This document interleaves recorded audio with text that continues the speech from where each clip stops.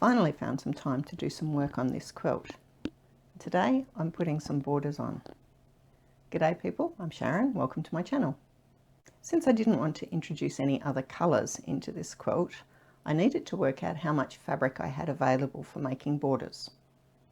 First of all, I needed to work out how much tape I needed to finish the horizontal joins, do all the vertical ones, and I would also need 4 pieces of this to join the borders to the quilt. That's that. I also needed 4 pieces of fabric for doing the binding on the quilt. I cut that at 2 1/4 inches. That's just my preference, and it also works well with my tape making machine. So that's that.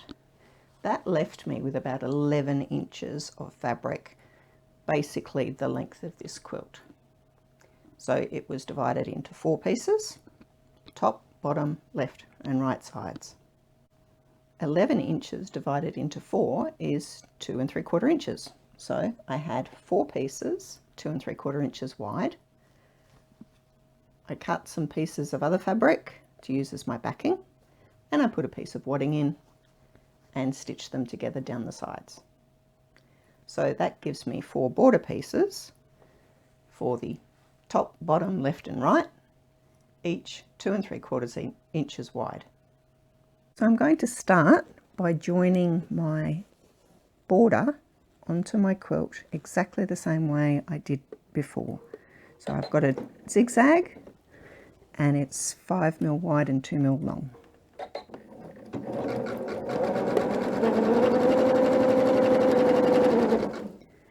And this piece is going to go all the way across the bottom of the quilt.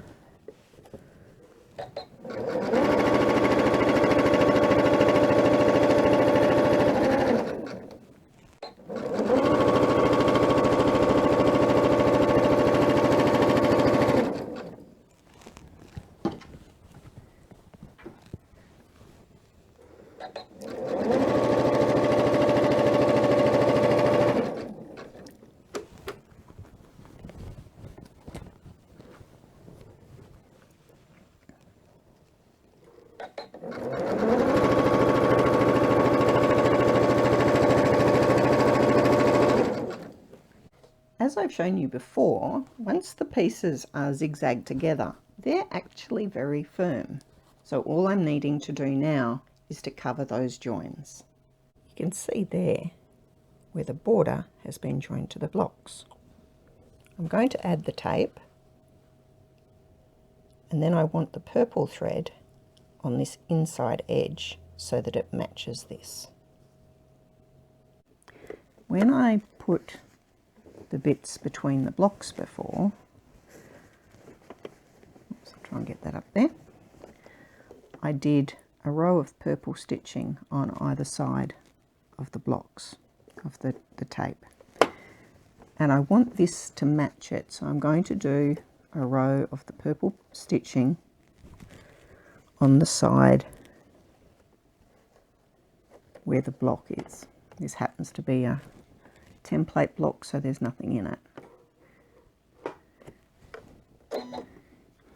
I've got my needle 1mm away from the far left. I'm making sure that I cover up that purple row of stitching, and I'm going to do just a straight stitch, and I'm just going to put that on exactly the same way that I did when I was putting the tape between the blocks.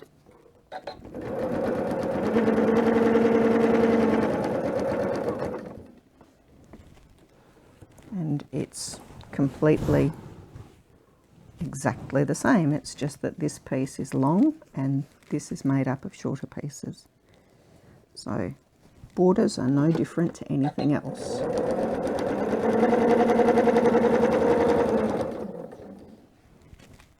There is a bit of difference, however, when I come to do the other side of this. So I'm going to do the whole thing on here, on the left, and then I'm going to show you what my options are for sewing down the right hand side of this piece of tape. first of all, I can do it with the same purple thread, highly contrasting. Oops.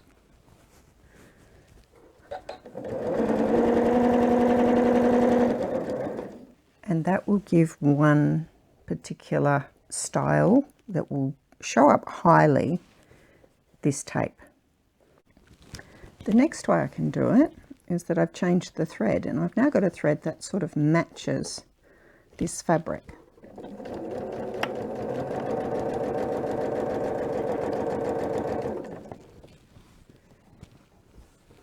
And this one will not show up near so much.